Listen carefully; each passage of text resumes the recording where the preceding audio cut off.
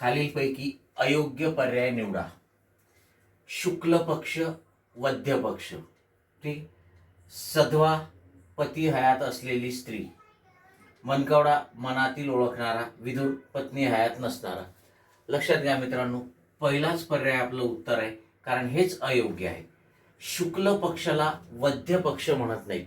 शुक्ल पक्षाला शुद्ध पक्ष असं पण म्हणतात. आणि शुक्ल पक्ष जो असतो हा महिन्यातील 15 दिवसाचा कालावधी आहे, ज्या कालावधीमध्ये चांदणं पडलेलं असते.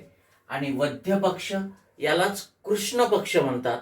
आणि हा महिन्यातील 15 दिवसाचा कालावधी आहे, ज्याच्यामध्ये रात्र चांदणं नसते, अंधेरी रात्र असते. ठीक आहे. आणि मग पक्ष म्हणजे काय, तर 15 दिवसाचा कालावधी.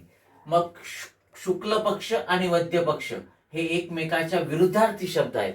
इथे ते समानार्थी म्हणून दाखवलेले आहेत. ठीक आहे. आणि म्हणून हे 1 नंबरचाच पर्याय आपलं उत्तर आहे. सधवा, पती हयात असलेली स्त्री. अगदी बरोबर आहे.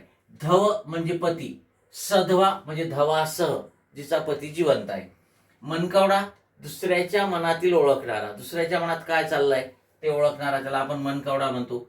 विधूर, पत्नी हयात नसणारा. हे सुद्धा अगदी बरोबर आहे. विधूर याचा अर्थ काय होतो, ज्याची धुरा विगत आहे, ज्याची पत्नी वारलेली आहे.